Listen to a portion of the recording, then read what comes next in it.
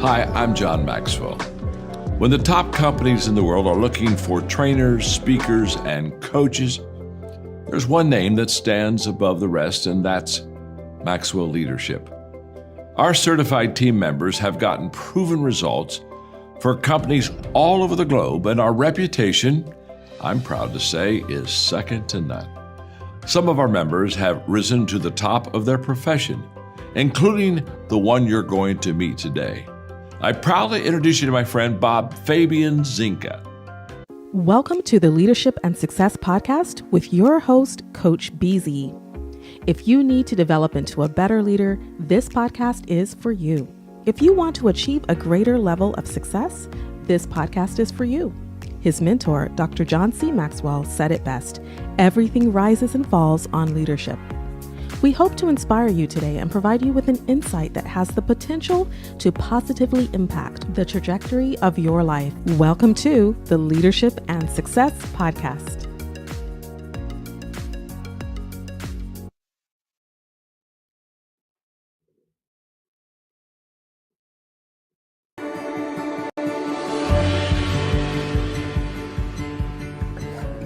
Amira Barger is the EVP and head of DEI communications for the health sector in the United States at Edelman.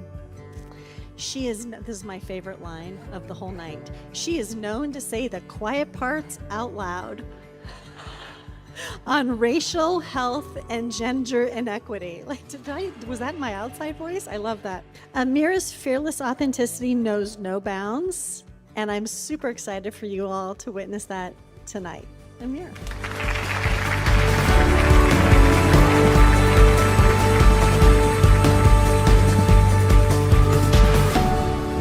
So here's the story. When our team received your nomination and first brought it to me, they and I initially thought you were an internal DEI practitioner, which I hang out with DEI practitioners all day long, love them. But your role has an even greater reach than that. Am I correct? It does. Tell us about that. Yeah, so I work across every industry at Edelman, namely health. Health is my first love. I don't lead our internal DEI work, but I get to work with governments, nonprofits, and Fortune 500 companies all across the world to think about both the internal employee experience in terms of inclusion and belonging, and then also the consumer experience. How are we providing services and products? And one of the reasons I got into the healthcare sector in particular with Edelman, we have a lot in common. We both wore the color of the year. We both spent a lot of time in Orange County, and we were both pastors' kids. Oh, wow. That one you didn't know. Yeah. And so as a child of ministers, we actually spent a lot of time in the middle of the Pacific, in the middle of nowhere, on the tiny island of Guam. And I'm the second eldest of 8 children. Healthcare was one of the toughest areas for us because of the lack of access, because of the astronomical cost. It grew this passion for healthcare for me, which is why I entered the world of healthcare at Edelman. And I've had a lot of great experiences to help people. And one of my favorites is actually right here locally. I led the team that opened the Bernard J. Tyson School of Medicine for Kaiser Permanente right here in Pasadena. Thank you. So there were a lot of crazy experiences and learnings. But one of the reasons I love what Kaiser Permanente is doing is that it is so much of the work that my parents tried to do. They are specifically focused on matriculating physicians of color, Black and Brown and Indigenous and AAPI, physicians that look like the communities that they serve.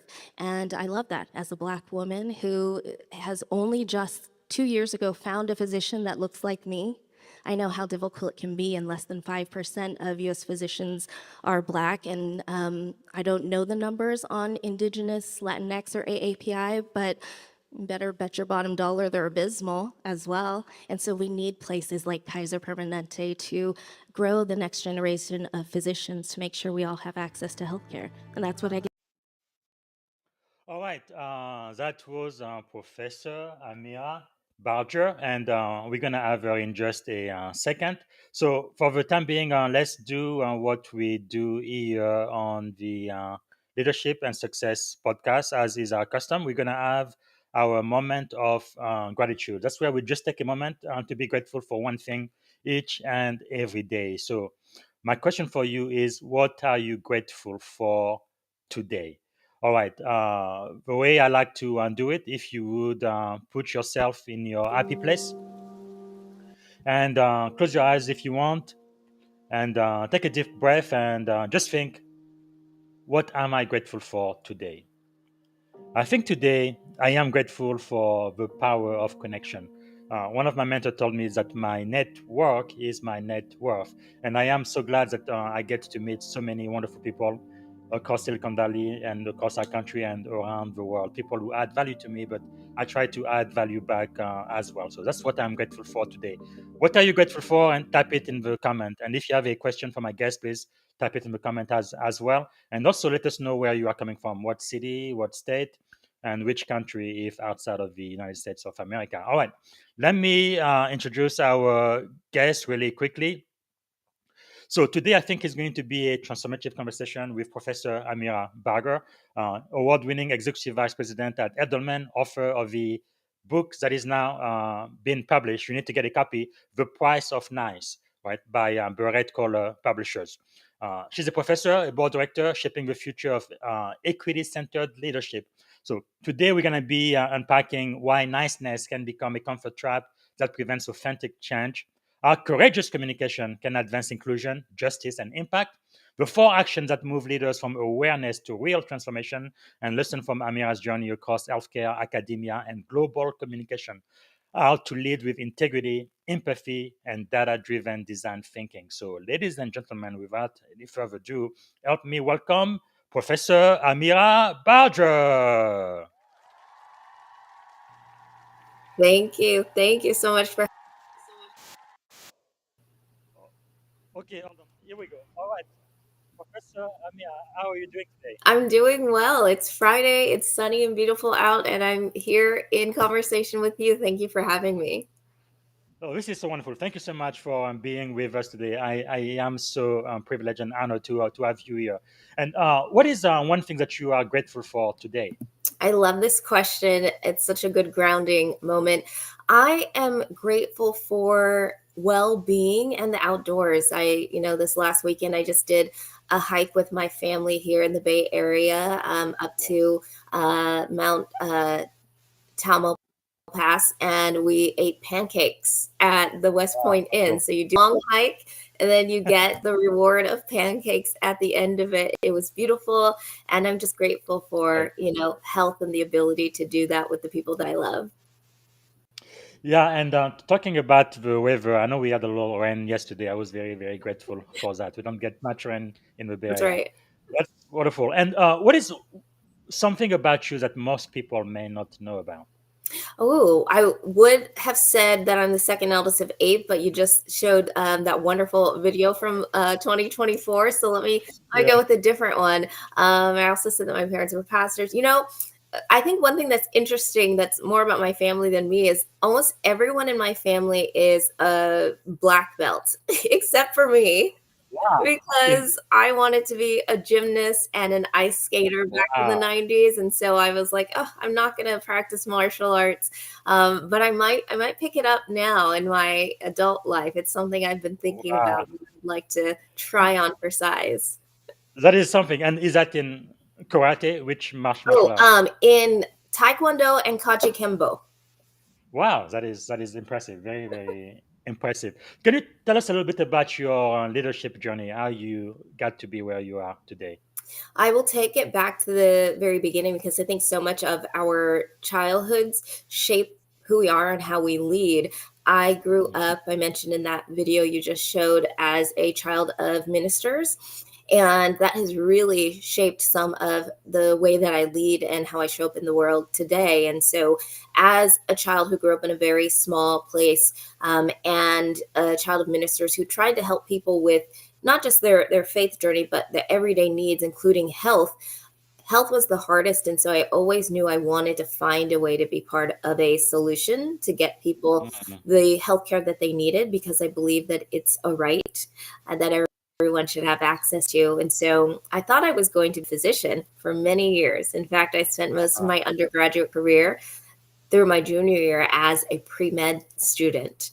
And a professor that I was in conversation with in an intro to business class I was required to take noticed that I had a knack for communication and influencing. And through a series of informational interviews and conversations, I came to realize that there were other ways that I could make good trouble in the world and put good into the Mhm. world and healthcare without being a physician, because the dream of being a physician and the reality of being a physician Yeah. were very different, I learned in my schooling. And I ended up switching in my junior year to a marketing and communications degree.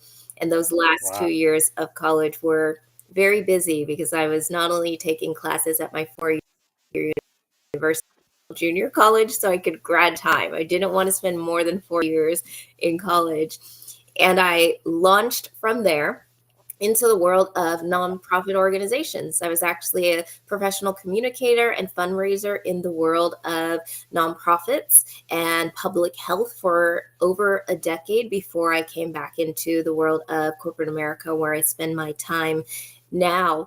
And so much of being the second eldest of 8 children, which I mentioned, and I'm also Mhm. the oldest daughter. So there's one brother above me, but I'm the oldest girl, which means I'm the family manager oftentimes, and I'm the boss, no matter what they Wow. try to tell you.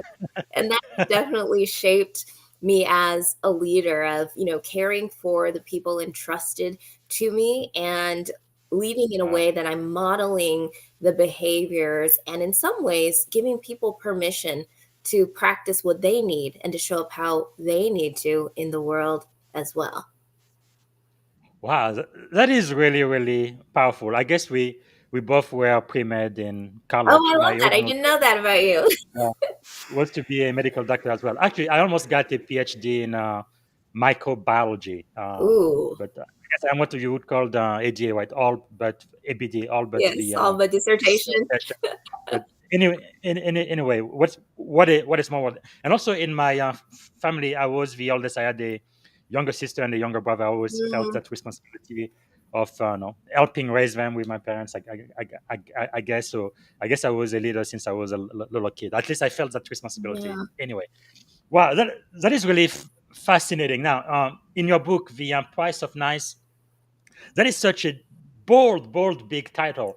What personal or professional experience first made you realize that niceness was holding people and organization back? So many things. I often go back to childhood because, again, it's so much of what shapes us. And so, one of the first moments, at least in adulthood, where I had that epiphany was, I think many of us grew up with our favorite fairy tales and bedtime stories on repeat. For my Mhm. daughter, she's 12 and a half now, so there are no more bedtime stories. She doesn't ask for that. She reads to herself. But for many years, her favorite was Llama Llama. And every single night she would ask us to read her that story, so much so that at one point my husband actually had it memorized word for word. Wow. Yeah. And along the way, I also think, like me, many people have had sort of this aha moment that forever alters your perception of the stories that you have been told or handed. And it brings you to question things that you may have always accepted and is accepted as true. So for me, Goldilocks was one of those moments where I, for whatever reason, I just sit and think sometimes, was sitting there and I thought to myself, Goldilocks is a trespasser and a thief, not some innocent lost girl. And then it happened again, and it hit me with the giving tree. That was also one of my favorite stories as a kid, where this tree gives of itself every year to this boy for all the things that he needs, a stump to sit on, a house to build. And I thought, the giving tree is sold to us as a story about generosity and giving.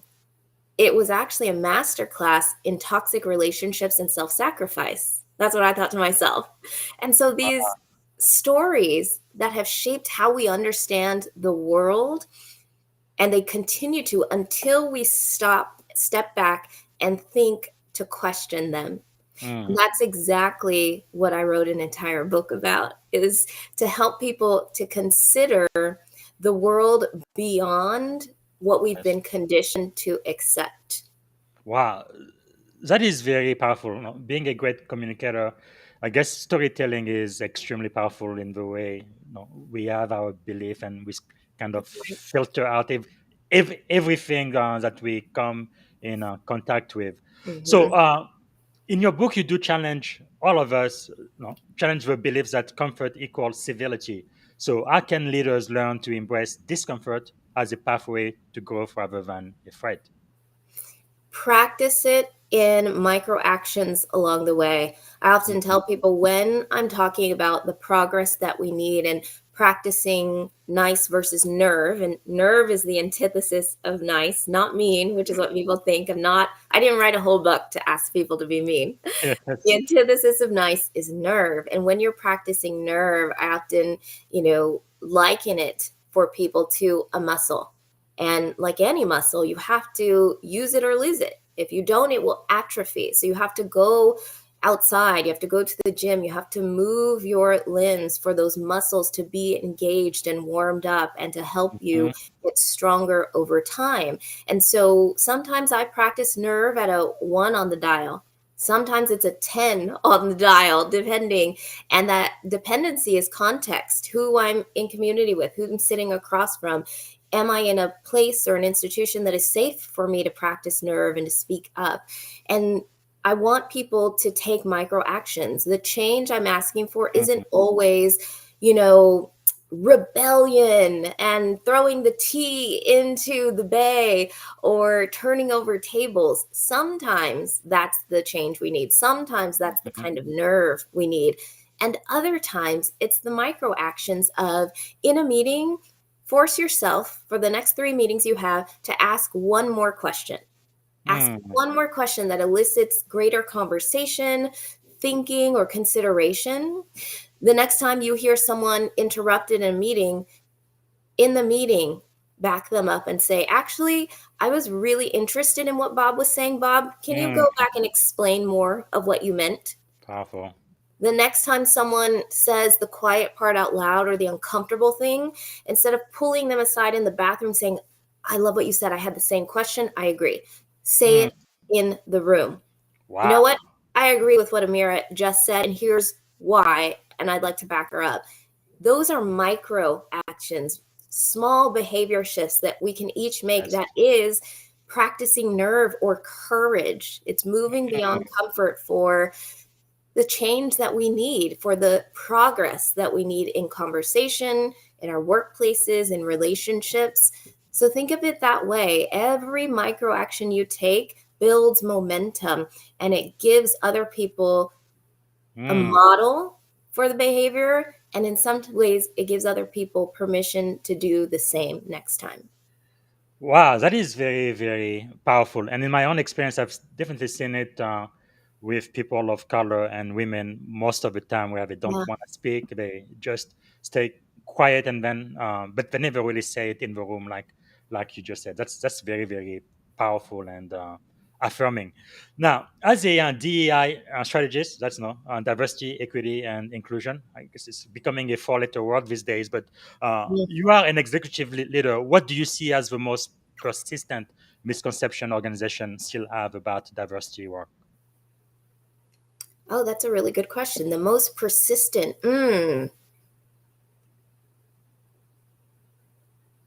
That it is something that is relegated to leadership. Mm, I talk about diversity, equity, inclusion as the behaviors that we all need to participate in and shift, and the ideas that we all need to unlearn and relearn. And I think too often we see diversity, equity, inclusion as something the DEI team does, something mhm, HR does, something leaders do. We all collectively have a role to play in advancing diversity, equity, and inclusion and in shifting our personal mindsets so that yes. we create environments and a world where more people have the opportunity to live their potential because they are not stifled or told to shrink because of some layer of their identity. And so Mm, I think more people need to show up that way, that every one of us has a responsibility and we all have accountability in the work of advancing diversity, equity, and inclusion. It's not a leadership responsibility only. And we are all leaders in our own right in some way, shape, or yes. form. But each of us needs to be doing something towards advancing diversity, equity, inclusion. So, Professor, why do you think diversity is important? Why is that critical? Why is that something that we should really be trying to uh, implement within our teams? Because it's a reality. You know, one of the things that I often pause people on is the definition of diversity. People think diversity means those people over there. Diversity is the collection of all of us. Wow. That's the reality. It's important because it has to do with all of us. And we should all care. And I think if we live in a world, particularly in these corporate spaces where diversity is only seen as something for Black and brown, Mhm. disabled, women, or LGBTQ plus people, we will never take the steps forward that we need. Diversity is literally the collection of all of us. That includes traditional power holding groups, i.e., white men. Diversity is something that affects all of us. We all need to care and we all need to have skin in the game of advancing it. Wow, that is quite powerful. And I know there's been so many studies from McKinsey, Harvard Business Review, where diverse teams are a lot more performant than Yes, homogeneous. they're more innovative. They ask different questions and they perform differently, and they're more likely to have psychological safety. In fact, one of the number one performance indicators of teams is psychological safety being present. And in order for that to be present, we need to have a growth mindset and the open mindedness as people to have people show up in ways that cycle that telling the truth and living your truth are safe, expected, and rewarded, and we Wow. don't have that right now. That's definitely where we should be. So, having said that, I remember just a few years ago, 5 years ago, everybody Mhm. was DEI, DEI, DEI. We're going to spend a whole bunch of money, try to be as diverse as possible. But of course, now that we have a new administration, it looks like they didn't mean any of it. So, how do you help leaders move them from performative inclusion, uh, statement and hashtag and all of that to authentic structural change? We have to start with behavior. I was just in a conversation earlier this morning where I talked about psychological safety, for example, and too often leaders see it as a emotion that we're fostering instead of a condition that we are engineering, meaning that psychological safety, diversity, and inclusion, those things require structural change. That means policies, practices, behaviors, and beliefs. So we often start in institutional structures with the behavior. And I'll ask, how does inclusion show up in who gets hired, heard, or helped in this culture and this organization? And we shift from statements to systems, Mhm. things like sponsorship, transparent pay, Mm, feedback loops in our organization that close the gap between what we say and what we Yes. do. And the Mm. measure of inclusion is often the repetition, not rhetoric. There are too many words and statements that aren't backed up by action and repetitive action that we can consistently count on by organizations. Wow, that is powerful. So going back to storytelling, you've written for MSNBC, Fast Company, Reagan Communication, and on and on. From your perspective, what role does storytelling play in advancing equity and justice? Oh, it's everything, because storytelling is communication. Communication is how we connect as human beings. As a communications practitioner, that's the other hat I wear in addition to DEI. I learned many years ago that what people will do at any given moment in time is determined by how they see and experience the world. And how we see and experience the world is determined by the stories we are told or not told. Storytelling is everything. It dictates how people see and live in the world, and then what action they will take. And if the action we want them to take is to be more open-minded, if the action we want them to take is to invite more people in, that means we have to tell different stories than the dominant ones that have been told for generations, for millions of years, right? Mm. We have to retell. So storytelling is how we make the invisible visible, and it turns Wow. data into empathy and empathy into action. And in every justice movement we can think of, stories change what laws couldn't reach. They change hearts, which help change behaviors. And that's why I say stories don't just describe the world, they build it. You know, that quipped saying, words shape worlds. Yes. It's true. It really is true. And who was it? I'm going to forget his name. Ludwig something said that my language is the limits of my world, something along those lines. I'll find the exact quote and put it in the chat. But the words that we use really do shape the world and our experiences. And that's part of why I work at this intersection of DEI, communications, and engaging employees, because I know that it takes the communications and the storytelling piece for us to even begin a conversation about moving forward. Yes, that is so powerful. You are correct. Ludwig Wittgenstein, I think is his Thank name. you. Yes, The limit of my language means the limit of my world. That that's is it. so powerful. So, you describe yourself as a behavioral communication consultant. Mhm. How then do you help organization translate values into behavior that actually change culture? Because in my opinion, no, my core values are my core values. That's who I am at the core. Right? It's not Yeah. going to change. It doesn't matter who's president, who's not. Doesn't matter which administration, what country I live in, what culture. I am who I am, and I believe what I believe. So, Mhm. but it looks like for a lot of organizations, depending on the winds of the economy, politics, or whatever, they keep changing their value and what they stand for. So, how do you help organization actually translate who they are, what they value into behavior Yeah. that affect the culture? You know, it's not enough to understand what your values are. That's a good starting place and really important, because your values help dictate your behavior. But you also then have to understand, how do those come out in action? And that means you have to have a set of principles by which you operate, right? And Mm. so a value of mine, for example, is insatiable curiosity, right? And a lot of companies, I think, have that value stated. You know, curiosity is something we value.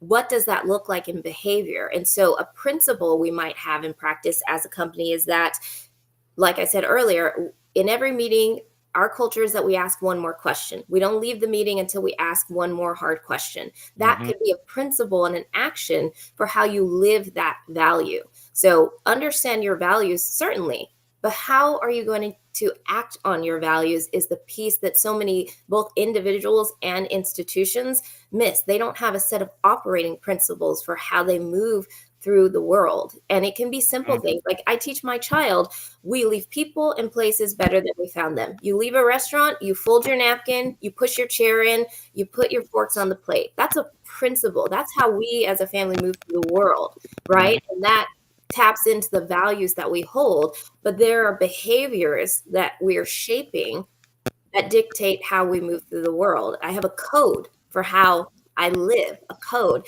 Leave people in places better than you found them. And we need to translate that better as institutions as well. What is the code by which you operate that helps you stand firm and stand 10 toes down on those values when the winds change, so that you're not swaying with everything and not deciding to move with every change of leadership or administration or social or cultural construct that pops up. Wow, powerful. And back to your book. So it just came out. Almost on 10/28, At, 10 days. yeah, it is really amazing. But one thing you talk about are the 4 action for real change. Can you walk us through those? Yeah, absolutely. So it's think, feel, do, and revisit. And those are rooted in sociology and psychology. We use them in the world of communications and marketing all the time. It's actually how we build campaigns for communication and advertising is what do you want people to think such that they will feel, such that they will do, and then how do we get them to repeat those behaviors? It's that same core idea. And so I love that framing, and that's why I've chosen to wrap so much of the promising practices I put in the book into that 4-part framing, because it works. And so the think piece is to, very simply, you could call it challenge inherited beliefs. You have to think about, and I think about this all the time. I'm doing a lot of, reimagining of my own life and beliefs of, is this what I believe because I actually chose to, or because it was handed to me? Right? So challenge inherited beliefs. The feel piece is reconnect to what you're feeling, to empathy, not to ego. So as you are practicing nerve, the discomfort that rises within you, where is that feeling coming from? And to unpack it so that you can better understand yourself and why you might be taking the actions you are or not taking the actions you might want to. Do, very simply, is to act, do, and say, right? Even when it's imperfect, but to take one step, whatever the next step is, it's about progress, not perfection. And the revisit piece, reflect and refine, because progress needs maintenance. It's a cycle. There's no point at which we will arrive. The progress that we need, the growth that we need is cyclical. And we think and we feel and we do and say over and over and over again. And we learn with every step. And that's really what I'm hoping to impart with the promising practices, I call them in the book, is a set of tools that help people in a cyclical way progress and to change their minds, change their ideas, and change their behavior. Wow, that is really powerful, very insightful. And which of those 4 action, think, feel, do, and revisit, tends to challenge leaders the most, you think, and why? I think a lot of it is the feel piece, right? I think there's so many moments where we come into a pause where we're thinking about a belief or a challenging conversation, or we think, oh, I need to have that difficult conversation with someone. So like sometimes the think part comes easily. It's the feel part, because I wrote a whole book about nice because I believe we are culturally obsessed with comfort. I think that's where the playing nice comes into play, is because we're maintaining the status quo. We're maintaining the comfort that we feel. We don't want to rock the boat. We don't want to hurt anyone's feelings. We don't want anyone to dislike us, right? Because we love the comfort that we feel. And so moving through the discomfort that comes up with asking questions, challenging, disrupting, progressing, growing, because growth and comfort don't coexist. You change and you grow in discomfort. That's really hard for people to do. And it takes a lot of head and heart work to move through discomfort and to get past the feel phase in order to do taking action and new actions and adopting new behaviors. Wow, that is very powerful. And then another thing I really love, right, is the practicality of your book. No, I know you are a professor. We use a lot of theory, framework, and things. Right. But I feel like in life, especially in this podcast, I like to put it where I guess the what is it? The rubber meets the road. The road. It Yep. is practical, and people can really get a huge benefit out of it. So I guess if follow up for me would be, if nice keeps us stuck, right? What does courageous communication looks like in practice? It's truth told with care, right? Like I said, Mm. I'm never asking people to be mean, but I am asking people to take action and to tell the truth. It's asking, what needs to be said that no one is saying, and having the nerve to say it in service to the group, in service to greater change, in service to greater humanity. I think a lot about, people often will talk about, the opposite of nice is kind. And I think that's not far enough. Yes. Kindness is still the goal, but how we get there is through courage and nerve. But the way it was described to me, sort of the difference between nice and kind, that I thought was helpful framing, and I mentioned in the book, there was a tweet back in 2015 where someone said the difference between nice and kind is the difference between a Californian and a New Yorker. And as a native Californian, I fully accept and agree with them. So they said, let's say you're cold. You're walking outside, you're cold, you didn't bring a jacket, and you say aloud, I'm freezing cold, I don't have a jacket. A Californian would walk by and say, I'm so sorry you're cold, that's really sad, and keep walking. A New Yorker might come to you and say, you're dumb. You left the house without a jacket. That was foolish. They take their jacket off of their back and hand it to you. That's kind. They took action. Were they a little gruff and rough around the edges in how they Yes. delivered the message? Fine, sure, whatever. But they solved your problem. They took action. They helped you progress. You're not cold anymore. That's the kind of world I want to live in. Like, we can massage the message later, but at the end of the day, someone took action and they solved the problem. They helped progress come. And I think that's important as a story to tell, or framing for people to have, is in the world we live in, where we're socialized to play nice and we're socialized to love comfort. When someone asks the hard question, when someone says the disruptive thing or challenges, we feel like they were mean. We feel like they're angry. We feel like they're the difficult person. But in reality, they're the person trying to keep you from being cold and freezing outside. They're challenging and disrupting in service to the greater good. There might be some discomfort felt in the immediate moment, but that discomfort is small in comparison to the discomfort you will feel if no change and no progress comes, if you're outside and you freeze to death. That is powerful. So the last question I'm going to have for this segment is, if every listener left this episode with just one action to take tomorrow, actually today, to take right now, to create real change, what would you want it to be? Just one. Let's see. Let me think. I'm thinking. Just one is so hard.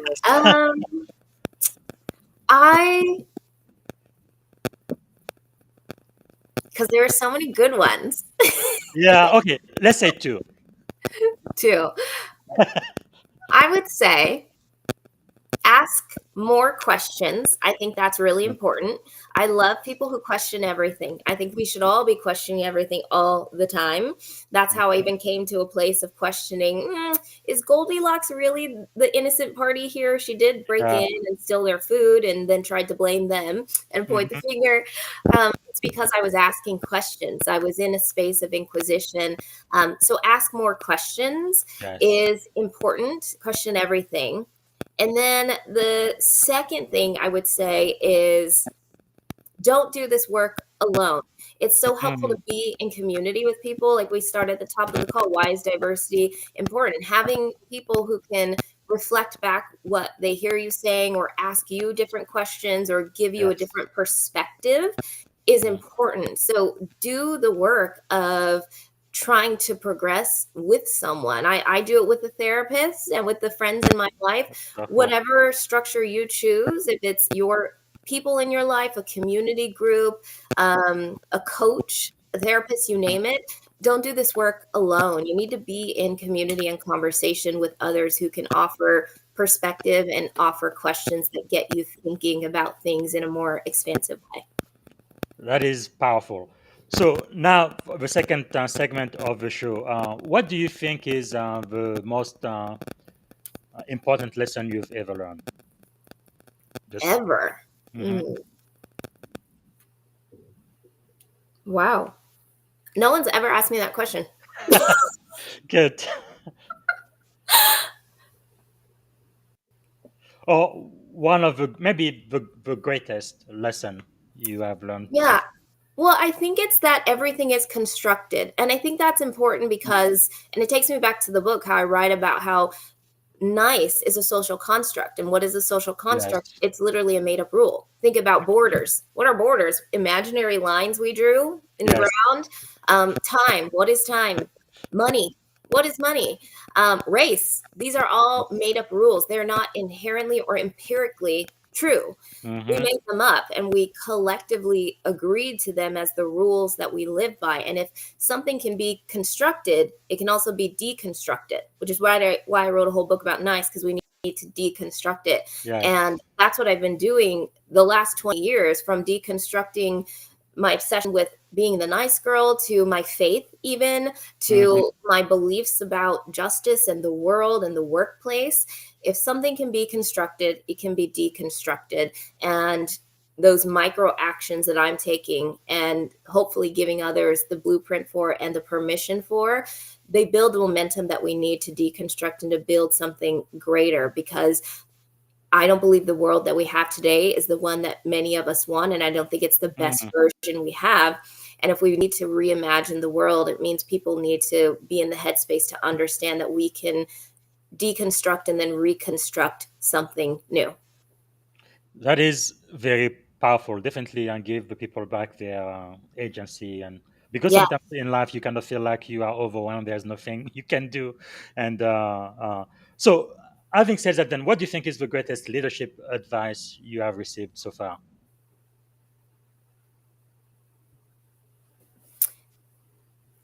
It wasn't necessarily a specific piece of advice someone gave me, but it was a lesson that I've learned through just life in the communities I've been in. And I talk about this a lot, that I've never been a leader or wanted to follow a leader who wanted a kingdom to rule.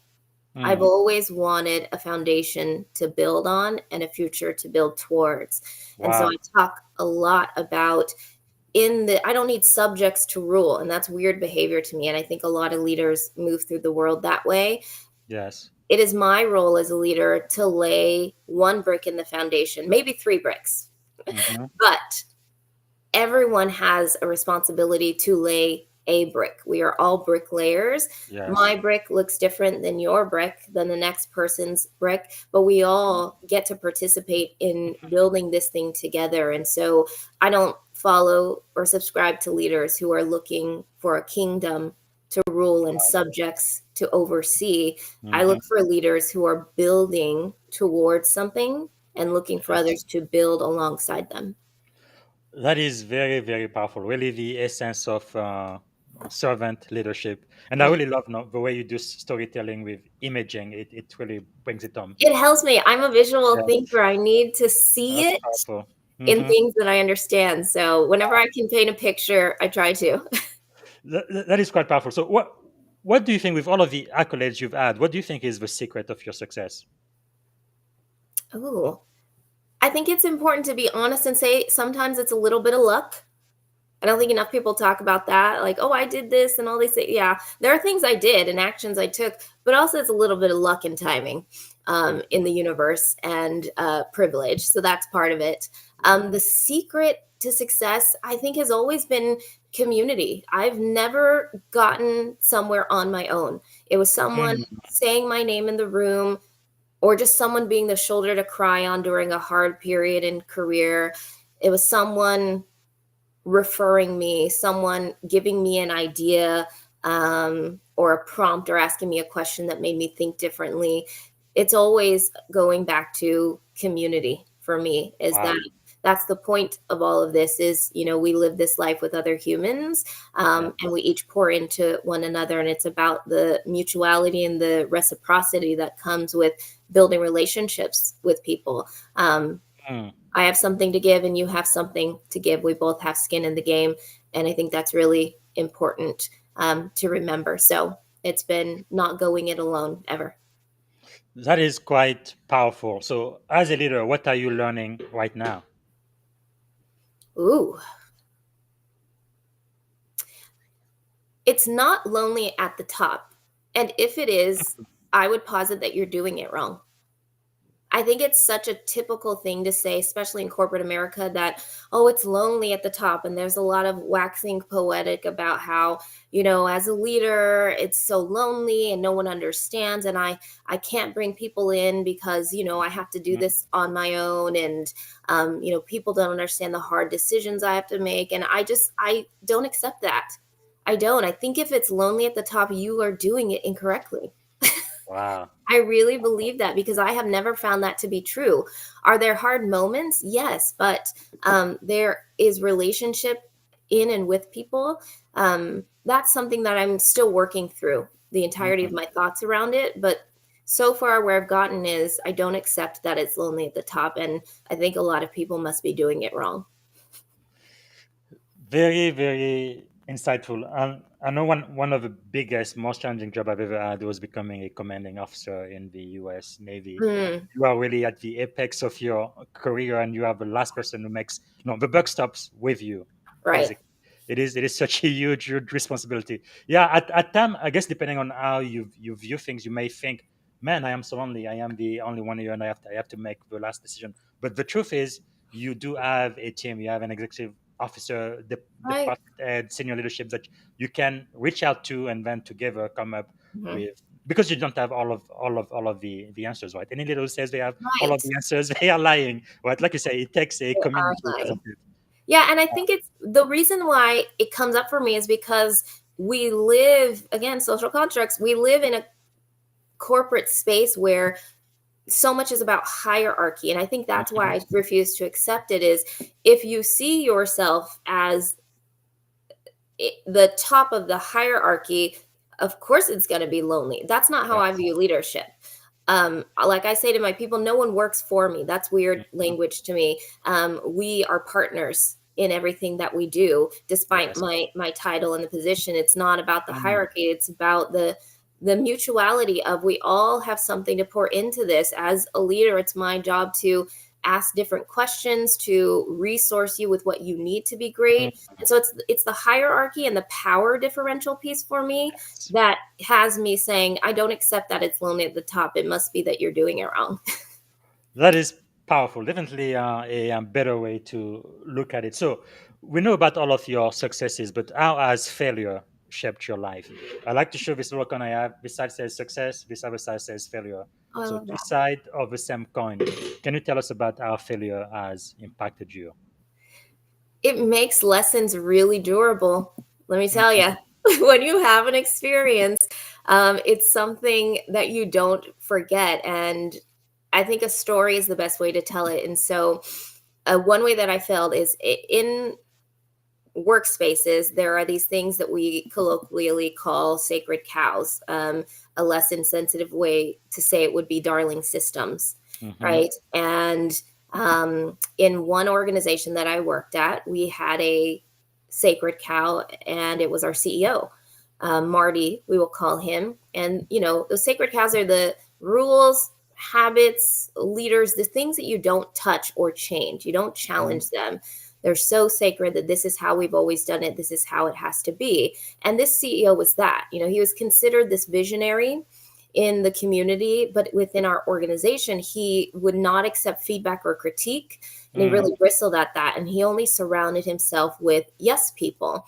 And for a Wow. long time, I was a yes person.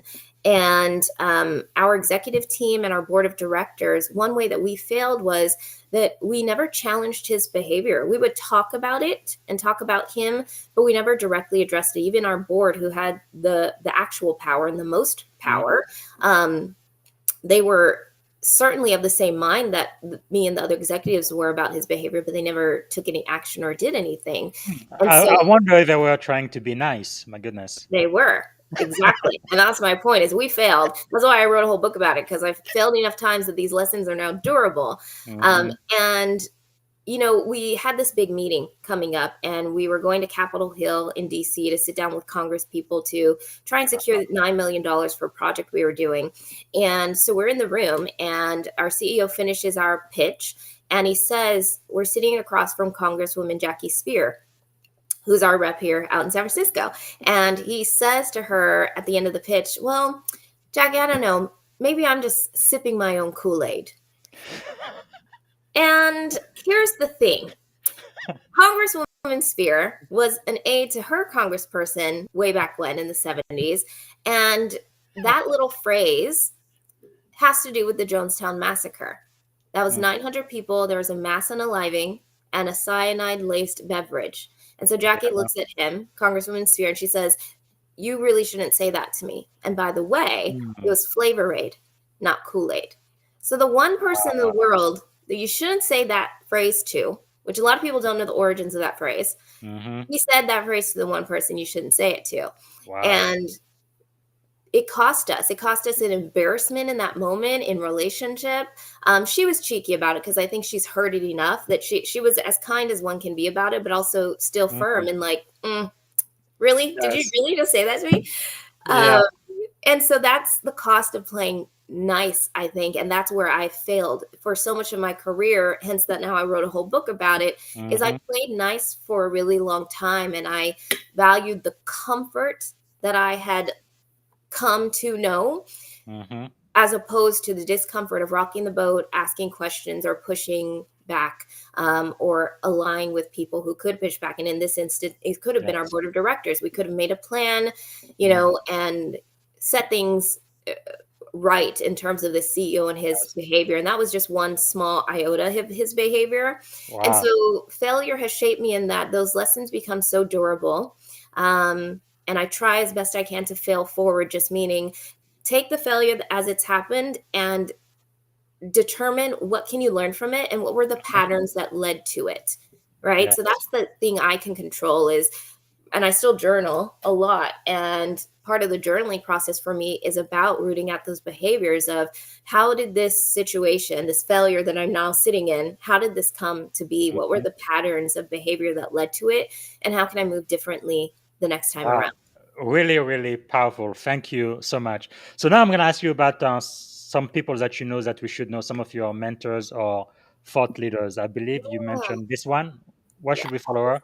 Dr. Blackstock. I work in the world of healthcare too, and she is such a huge voice right now for all health, but especially Black women's health and what it means to be a physician and an academic in these spaces where there isn't psychological safety, That's where powerful. it isn't safe for us. So she's a great follow. And this one? Bell Hooks.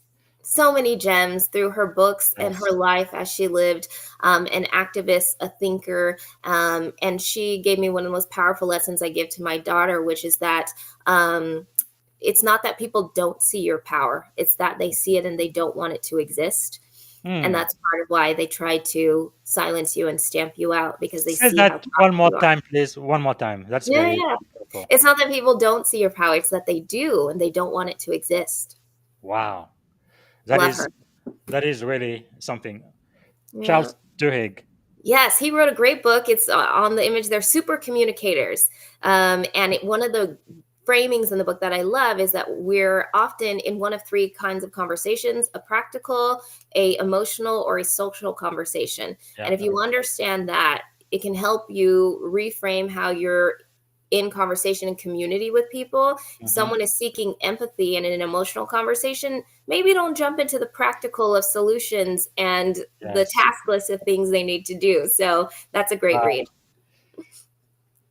Adam Grant, he's just a great thinker. A lot of great nuggets here and there about framing of how to think about leadership and the psychology around it, backed up with a lot of research and studies, so that it's data driven, which I think is important and helpful to the conversations we're having today about the workplace. Michelle Mijun Kim, she has a book called The Wake Up, and it's one of those books that every time I pick it up, I learn something different from it. So that's a great read. She's an amazing facilitator, consultant, and activist also in the world outside of corporate spaces. This one doesn't need the introduction. No, everyone knows Noam Chomsky. He wrote with Edward Herman the book Manufacturing Consent, which is up here. So that's why I'm looking over there. Yes. I talk a lot in the world of communications about propaganda and manufactured consent. And this book was really transformative for me around mass media and moving people at scale, and what it means to behave in advance and fall into the trap of compliance from the powers that be. So Mm. it's a good thinking book. It'll make you think. It's thick. It's a thick one. Quite, quite, quite timely. And finally, this one. Miriam Kaba, who said, hope is a practice or discipline. Hope is a discipline. That's where I learned that from. Because I think in corporate America, many of us have heard the quip saying, hope is not a strategy. And I also reject that. But Miriam talks about it as a discipline. Hope is a discipline, something that requires action that we must practice. And it has use and it has purpose. And I think too many people wish it away as mushy and emotional, but it is transformative. All right. So if you could choose 3 people to have dinner with, who would you choose and why? They could be alive, dead, or mythical figures. Bell Hooks, she's no longer with us. Such an amazing writer and thinker whose just soul feels, I feel a kinship with her, though I never had the pleasure. Bell Hooks for sure. 2 more. Malcolm X. I don't feel like that requires explanation. Yeah. I'm a little more Malcolm, a little less Martin. I'll leave it at that. I hear you. 1 more. Today, I really would love to sit down with Michelle Obama. I really would. Yeah, no, I had a book here. Okay, yes, you don't need to say anymore. All right. So, what are some of the books that you've already mentioned? This one. Manufacturing Consent, Super Communicators. I'm looking up here on my stack.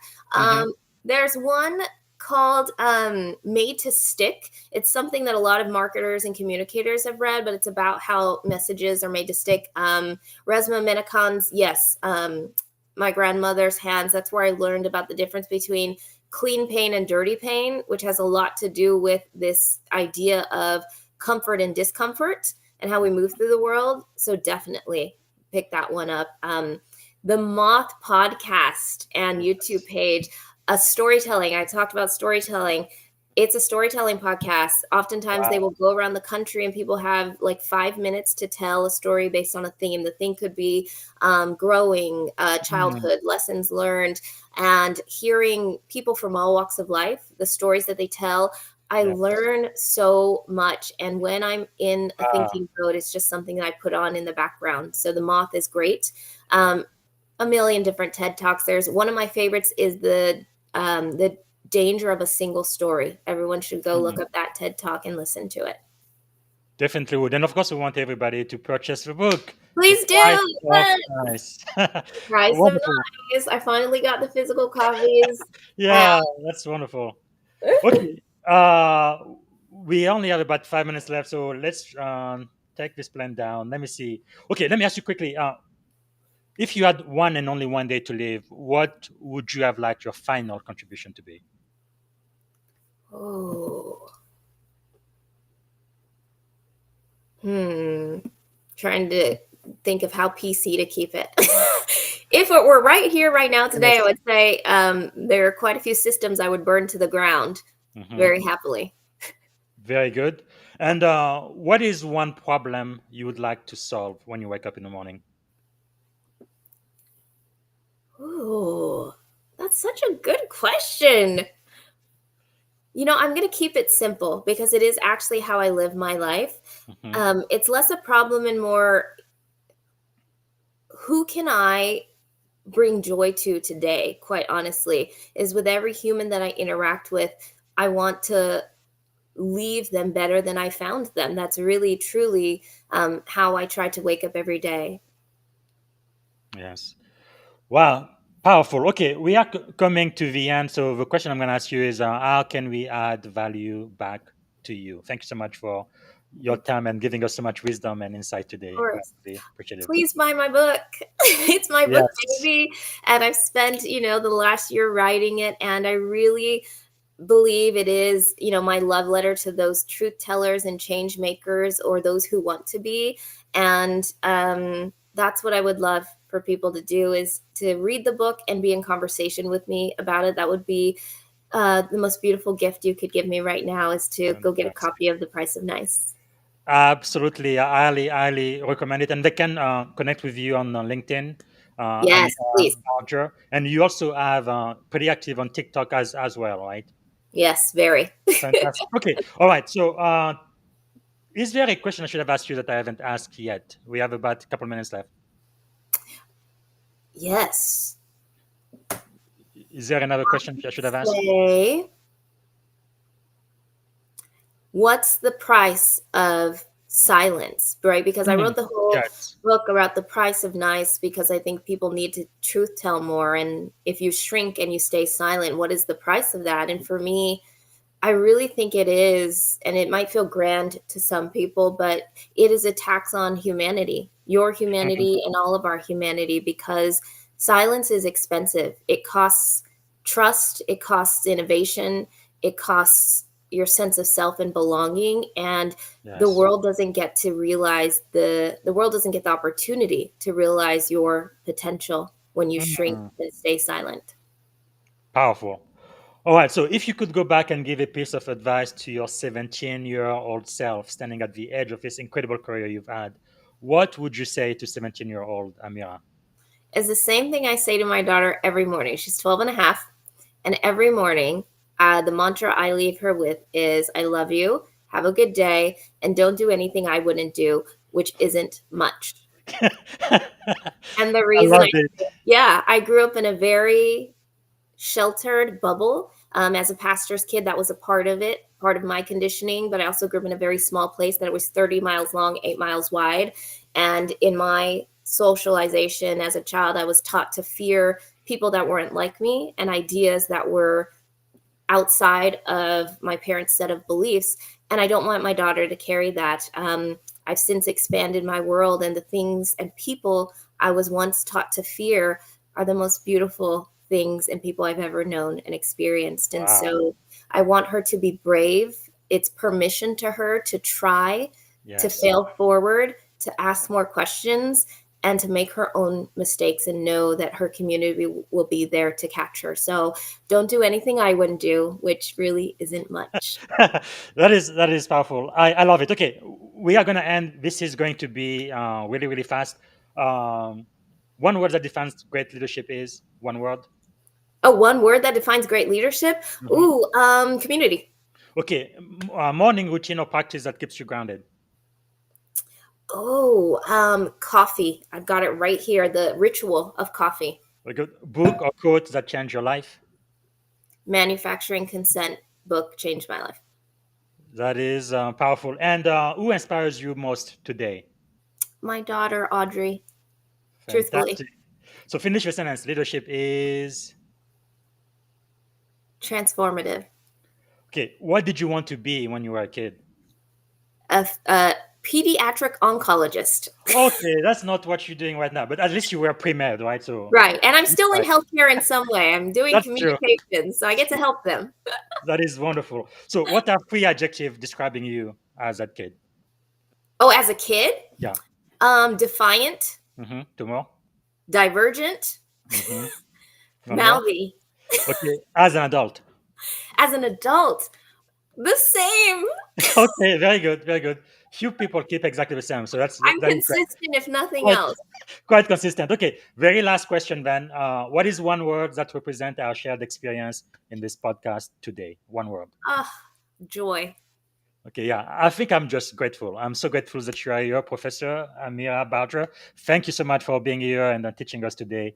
This has been really wonderful. Thank you. Cheers. Thank you. All right. All right. All right, everyone. This was a great, great, great podcast. I hope you've been taking notes. And I'm actually going to be back today. Today's going to be kind of amazing. I'm going to be talking to my friend, Carson Haiti. He's a managing director at Microsoft, but also a best-selling author. He's a master salesman. He's going to be here within the hour, and then after him, I'm going to have one more podcast with my buddy, a fellow Navy commander. He's retired now, submarine CEO. Commander Tony Grayson. So you don't want to miss this. I'm going to have them back to back, very, very unusual, but that's how my day is shaping today. So see you in just a little bit. And thank you so much for being with us today. Bye. Thank you for listening to the Leadership and Success Podcast with your host, Coach BZ. If you like what you heard, please subscribe to our channels and come back for more wisdom nuggets on how you may develop into a better leader and achieve greater levels of success. Leadership is the most critical skill. The world will always need leaders to lead others, deploy the next disruptive technology, or execute a business strategy. You may as well decide on counting yourself among the 21st century leaders. See you right here next time on the Leadership and Success Podcast with Coach